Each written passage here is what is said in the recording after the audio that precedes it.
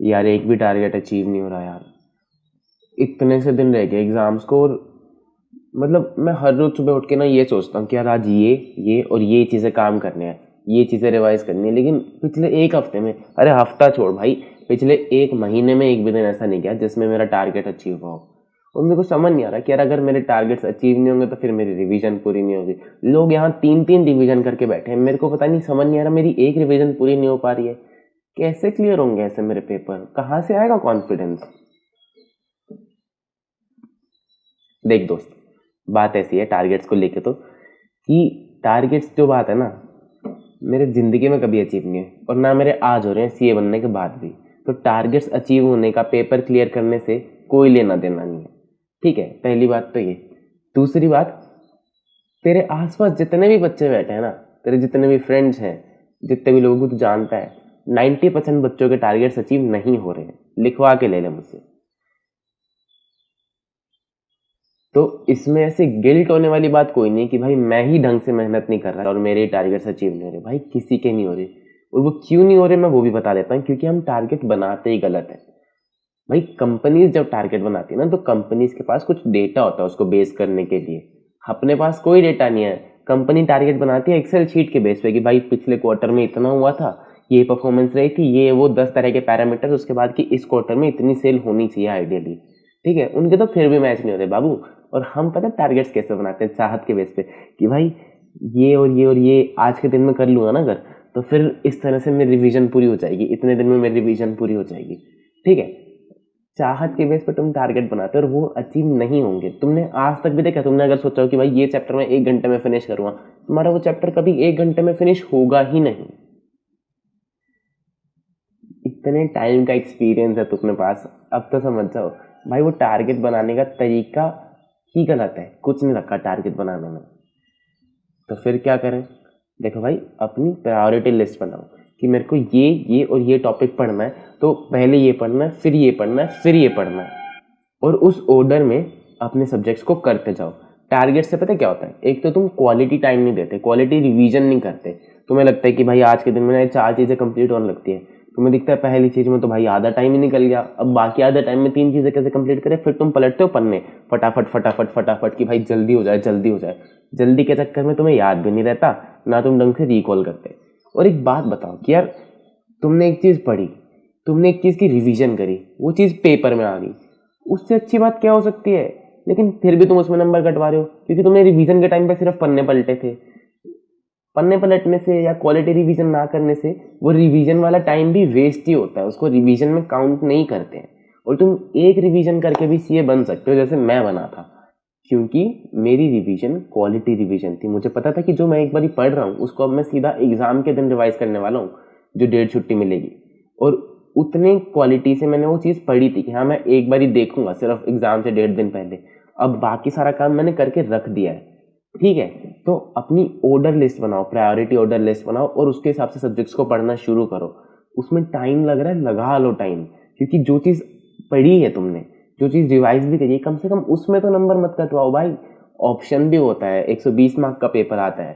ठीक है, तुम्हें पास होने के लिए 100 नहीं चाहिए होते हैं, तुम्हें पास होने के, तुम्हें एग्जामिशन लाने के लिए 60 चाहिए होता है, तुम्हें पास होने के लिए 40 मार्क्स चाहिए। तो जो चीज़ पढ़ रहे हो उसमें मेक श्योर करो कि भाई तुम नंबर ना कटाओ। अब कुछ कहेंगे कि यार आईसीआई कहाँ पूरे नंबर देता है। अरे भाई देता है आईसीआई पूरे नंबर। मैं तुम्हें अपने इतने सारे सब्जेक्ट्स गिनवा सकता हूँ, मैं किसी भी पेपर में 80 मार्क्स से ऊपर का तो अटेम्प्ट करके ही नहीं आया। लो में मैं 80 मार्क का अटेम्प्ट करके आया, मेरे 66 आए। आईडीटी में मैं 80 मार्क का अटेम्प्ट करके आया, मेरे 63 आए। ऑडिट में 59 आए। एसएफएम में मैं सिर्फ 60 मार्क्स का अटेम्प्ट करके आया था तो मेरे 52 आए थे। ठीक है, किसी भी पेपर में मैं 100 मार्क्स का अटेम्प्ट नहीं करके आया। 80 मार्क का अटेम्प्ट करके अगर मेरे को 66 मिल रहे हैं तो मतलब मेरे 70-80% क्वेश्चन में तो मेरे को पूरे नंबर मिले हैं ना। बात समझ में आ रही है भाई। और ये जो रैंकर्स हैं जिनके 80 प्लस आते हैं, 90 आते हैं, तो इनको भी तो आईसीआई नंबर दे ही रहे हैं ना।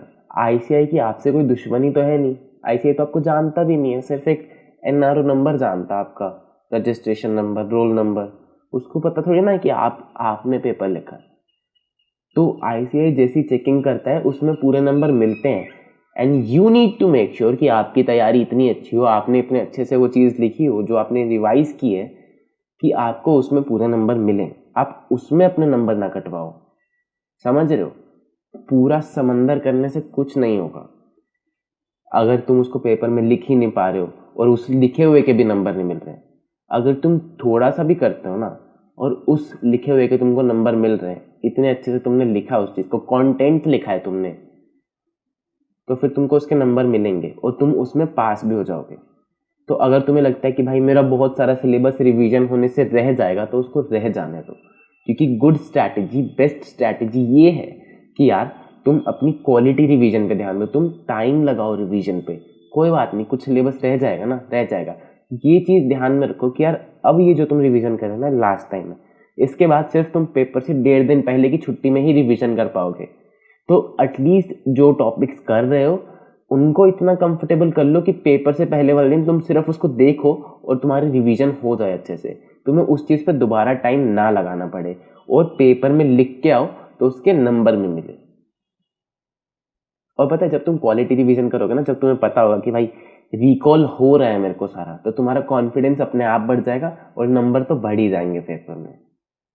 ठीक है, all the very best for your exam. अच्छे से पढ़ाई करो, अच्छे से रिवाइज करो और चिंता मत करो, गिल्ट में मत रहो कि भाई मेरे टारगेट्स अचीव नहीं हो रहे। कुछ मतलब नहीं है उन टारगेट्स का, कोई सेंस नहीं है। तुम अपने दिन में से डिस्ट्रैक्शंस को एलिमिनेट करो। तुम सिर्फ ये देखो कि यार कहीं मैं अपने दिन में टाइम वेस्ट तो नहीं कर रहा, जो मैं बहुत उम्मीद के साथ कह रहा हूँ कि तुम नहीं कर रहे होगे, क्योंकि तुम्हारे पेपर बिल्कुल यहाँ आ गए। अब तुमसे वैसे होगा भी नहीं टाइम वेस्ट।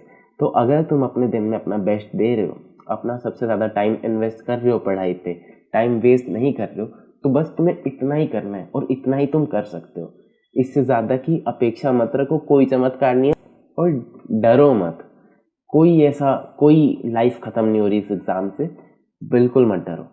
ठीक है, आराम से रिलैक्स होके अपना काम करो, रिवाइज करो, रिकॉल करो। चले जाओ, अपनी प्रायोरिटी लिस्ट बनाओ और उसके हिसाब से पढ़ना शुरू करो और गिल्ट में मत रहो। All the very best for your exam. और ऐसी छोटी छोटी वीडियोस मैं तुम्हारे लिए चैनल पर डालता रहूँगा डेली, तो इस चैनल को सब्सक्राइब कर लो, अपने